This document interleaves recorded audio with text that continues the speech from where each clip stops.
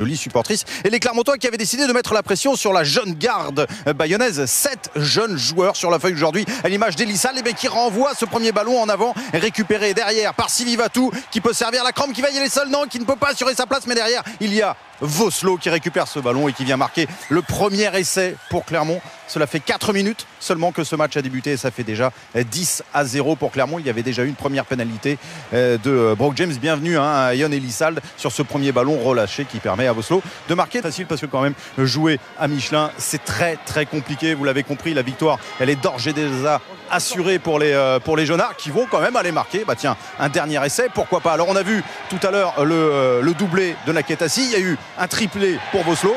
Eh bien on aura droit à un doublé de la part de Sylvie Vatou. À la 62e minute, la marque est scellée. 55-0 pour Clermont qui prend le bonus offensif, qui peut comme ça sereinement penser au Stade Français. Clermont qui sait très bien recevoir. Il y a la poignée de main et il y a la haie d'honneur, mais il y a aussi Clermont qui reçoit 10 sur 10 même, puisque 2 victoires bonifiées en 2 réceptions.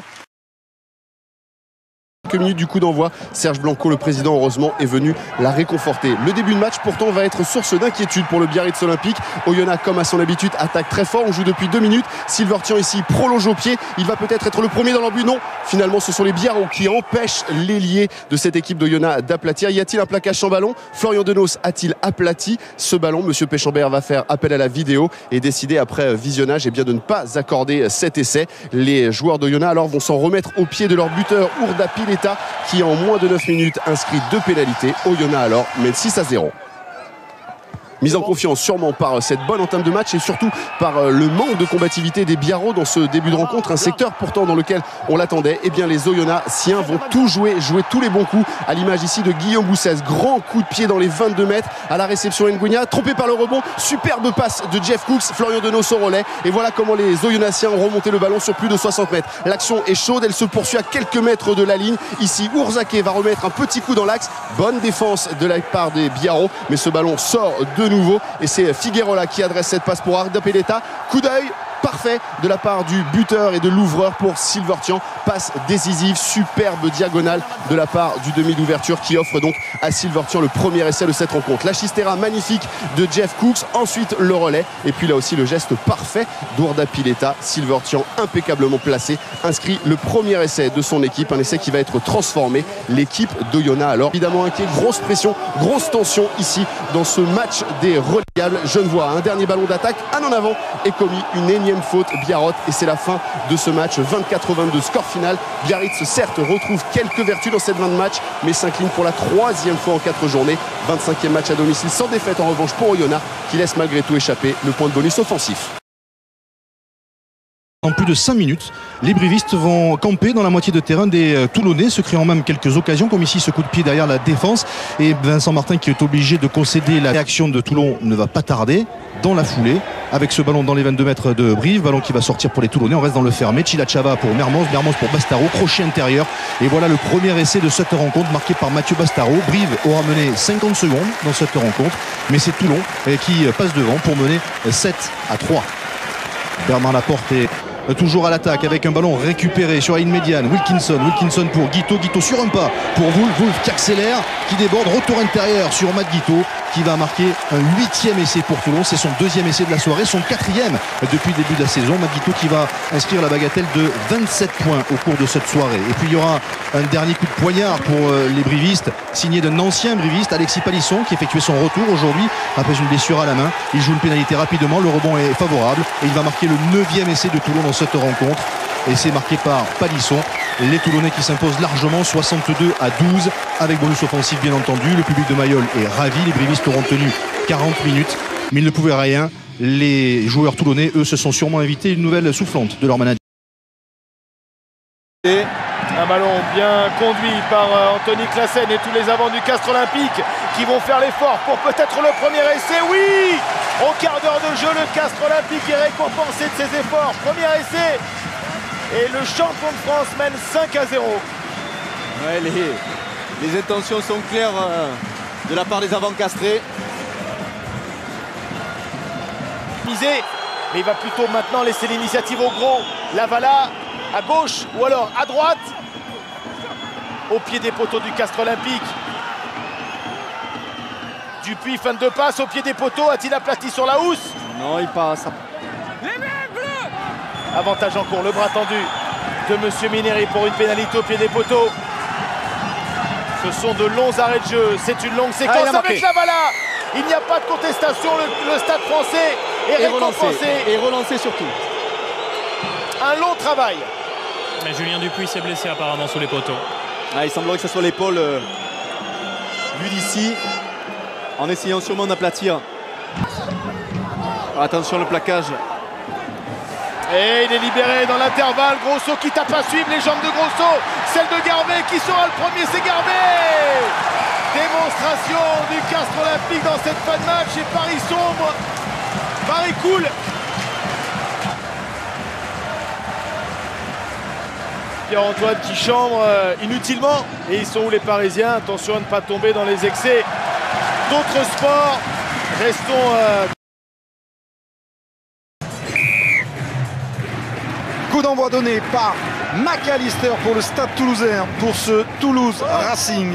Ballon de récupération comme les affectionnent les Toulousains, avec la percussion du pilier samoan Johnston. Un avantage en cours pour une position de hors-jeu de la défense du Racing. Toussaint, Fritz qui lui aussi attaque la ligne du Racing. Plaquage du Calcon et de Lacombe, ça ressort sur les extérieurs. Avec la belle passe de McAllister pour Lambolé. Grégory Lambolé qui garde, qui a réussi à donner à UG. UG repris par Girondo.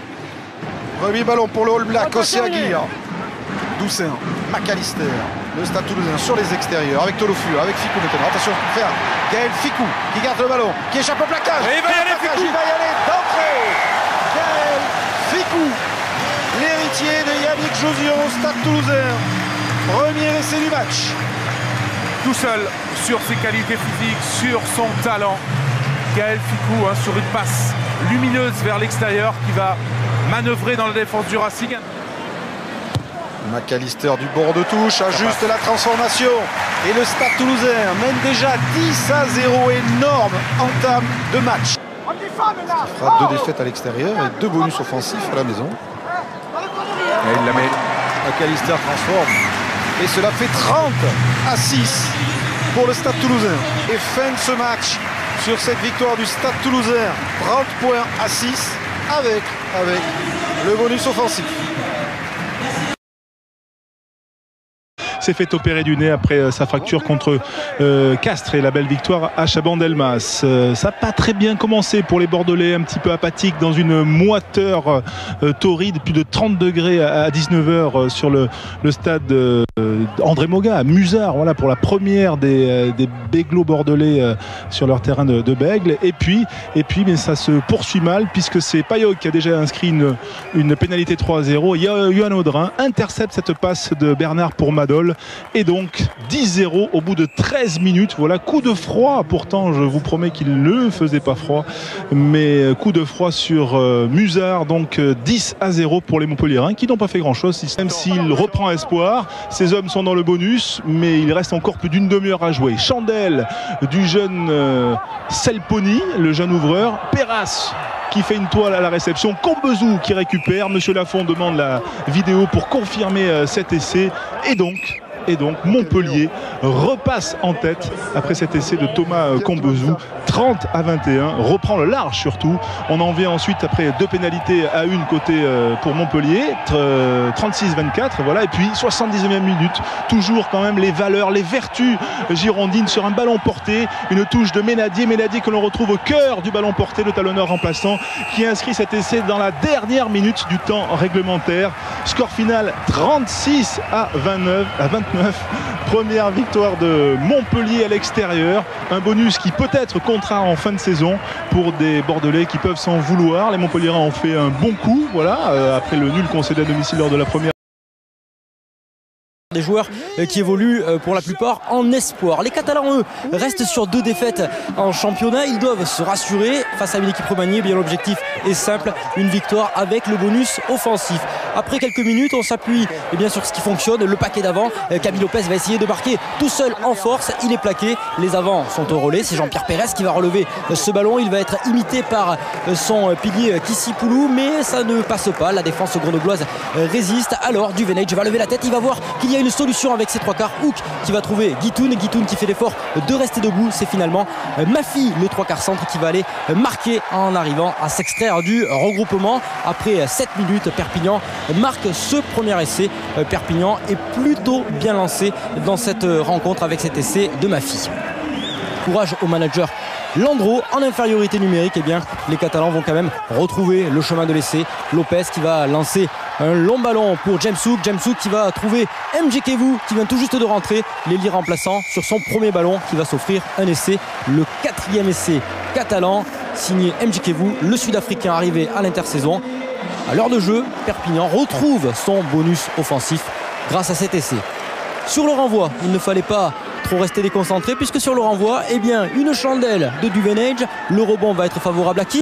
À l'homme de la soirée, Guitoun. On l'avait vu jouer le collectif, on l'avait vu funambule, on va le voir opportuniste. Il va aller s'offrir un 2e essai personnel, un 5e essai pour l'USAP, œuvre de cet homme, Sofiane Guitoun, longtemps blessé l'an dernier à raison d'une blessure au genou. Il a soif de rugby, il a soif d'essai, et c'est son 5e essai cette saison pour l'ancien joueur de Pro D2, passé notamment par Agen et par Albi